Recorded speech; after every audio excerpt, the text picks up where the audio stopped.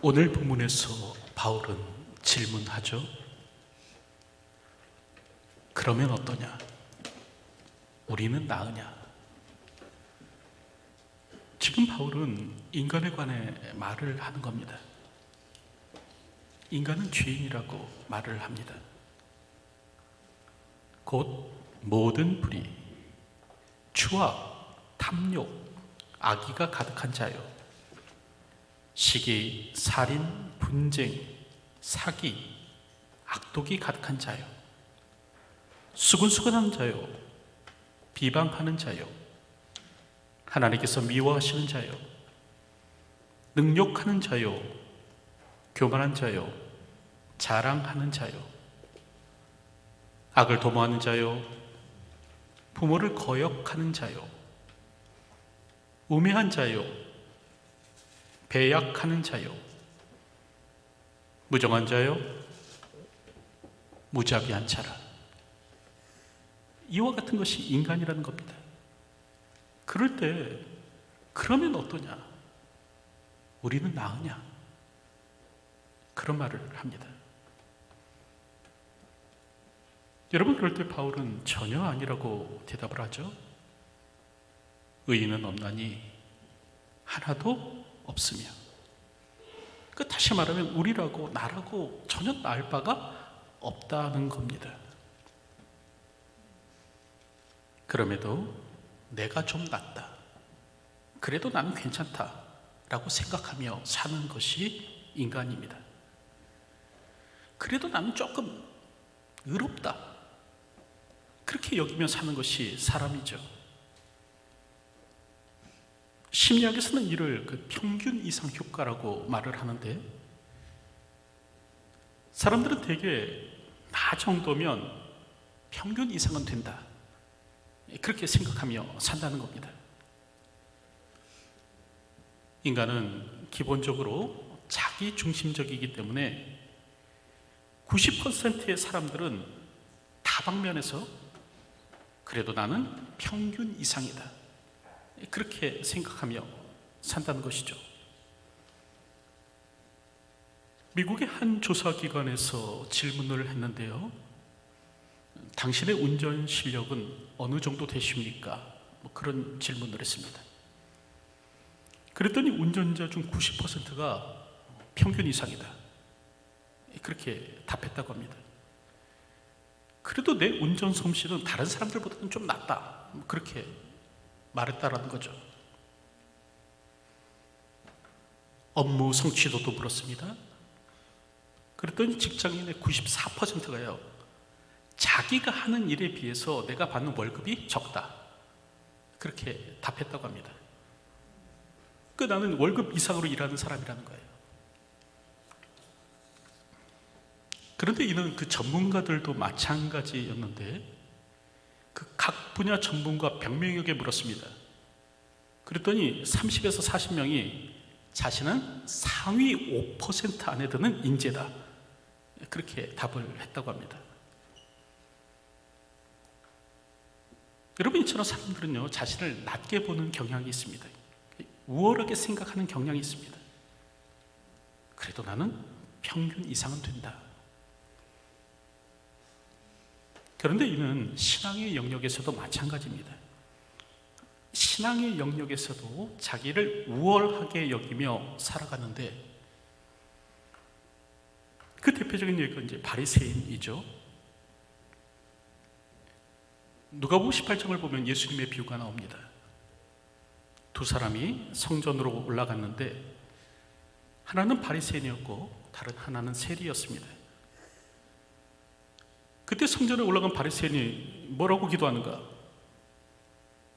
누가복음 18장 11절을 보면 서서 따로 기도하여 이르되, 하나님이여, 나는 다른 사람들, 곧 토색, 불의, 간음하는 자들과 같지 아니하고 이 세리와도 같지 아니함을 감사하나이다. 나는 일에 2번씩 금식하고 또 소득의 11조를 드리나이다.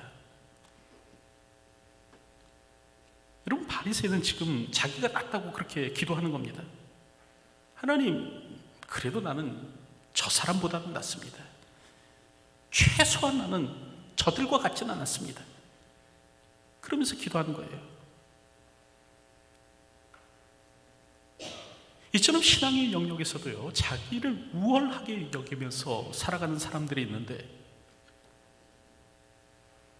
여러분, 바리새인만 그러할까요?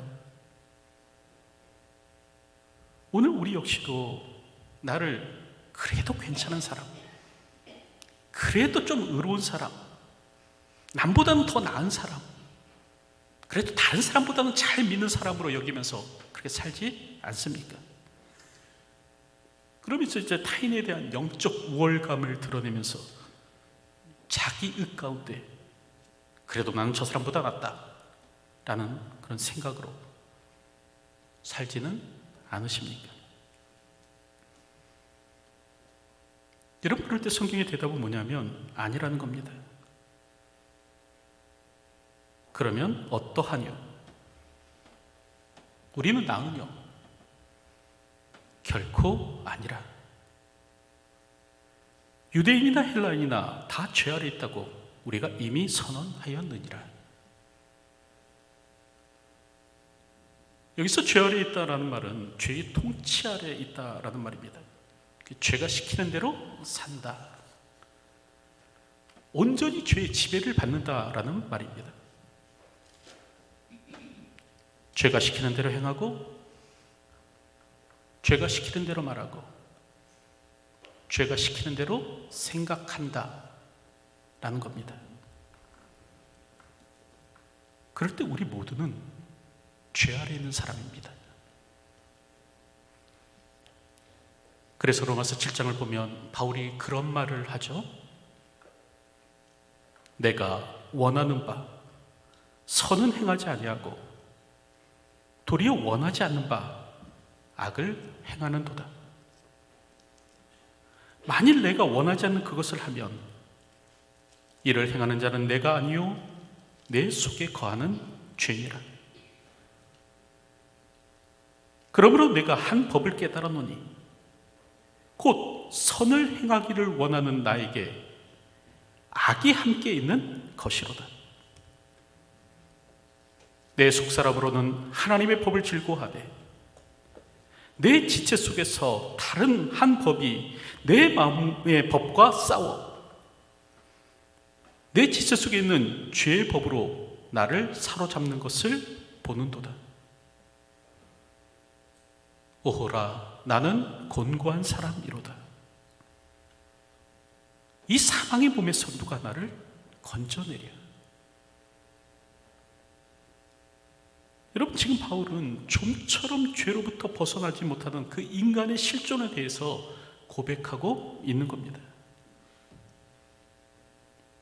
죄로부터 벗어날 수 없는 것이 우리입니다.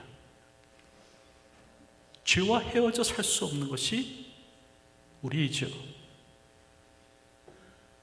우리가 아무리 병면창선하고 용맹정진할지라도 죄를 떨쳐내기란 어렵습니다. 그래서 바울은 이 사방의 몸에서 누가 나를 건져내랴 절규했던 겁니다. 겉으로는 잘 포장되어 있어도 열린 무덤과 같은 것이 우리입니다. 무덤 안에서 부패해가는 시신과 같이 더럽고 추하고 냄새나는 것이 우리이죠. 그래서 서머셋 모험은 그런 말을 했죠. 만약 내가 지금까지 생각한 모든 것과 저지른 모든 행동을 다 적는다면 사람들은 내가 사악한 괴물이라고 생각할 것이다. 이는 저 역시도 마찬가지입니다. 지금까지 제가 저지른 모든 일과 모든 생각을 여러분들이 아신다면 아마 여러분들은 저를 향해 돌을 던지실 겁니다.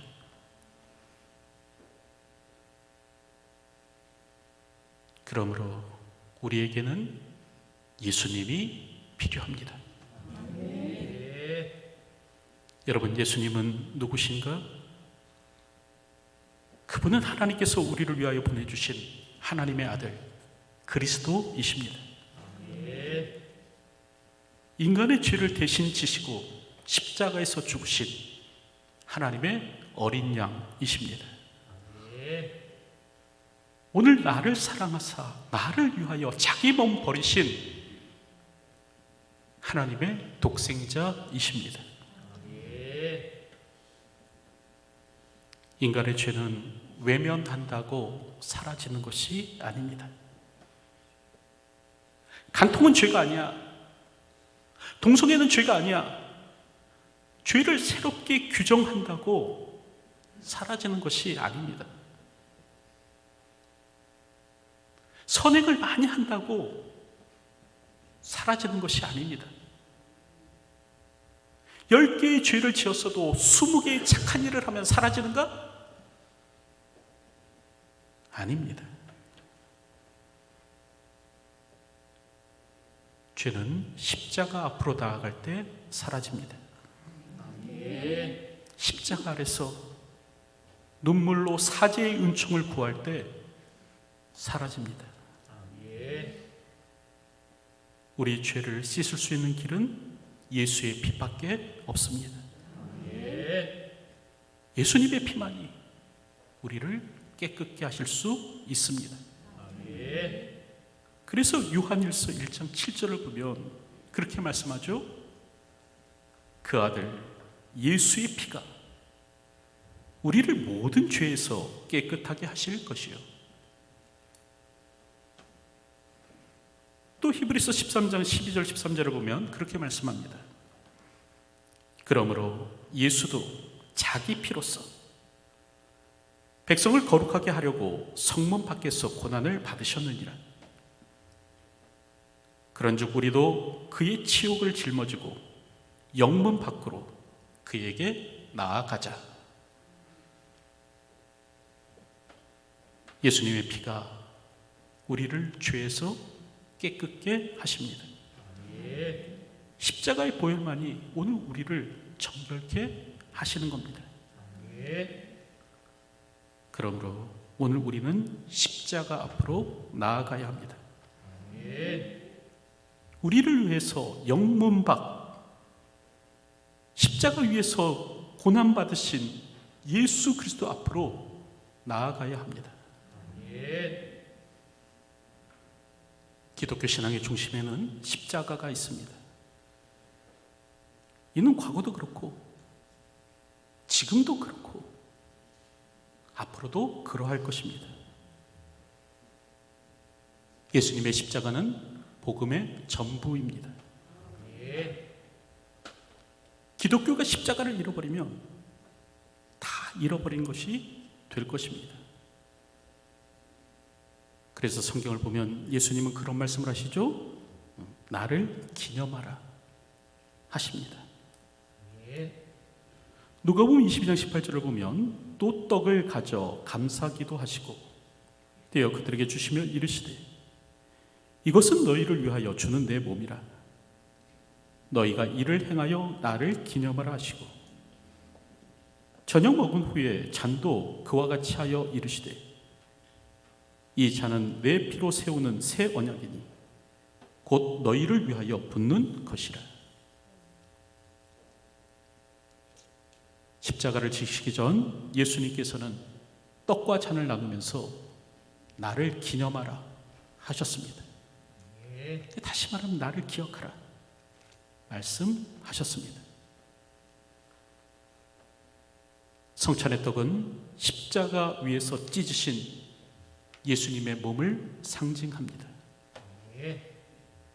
또 성찬의 잔은 십자가 위에서 흘리신 예수님의 피의 상징입니다. 그럴 때 예수님은 이것을 행하여 나를 기념하라 하십니다. 그러므로 우리는 정기적으로 나를 위해서 살을 찢으시고 피를 흘리신 그 주님을 기억해야 합니다. 이 성찬의 떡과 잔을 나누면서 십자가의 주님을 기념해야 합니다.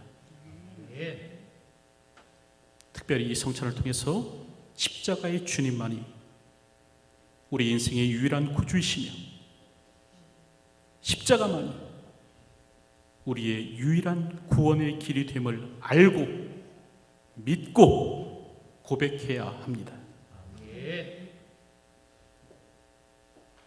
십자가 없이는 죄 용서함도 없습니다. 오직 십자가에서 우리는 자유케 됩니다. 우리는 십자가의 의대로 말미암아 하나님의 자녀의 신분을 얻었습니다.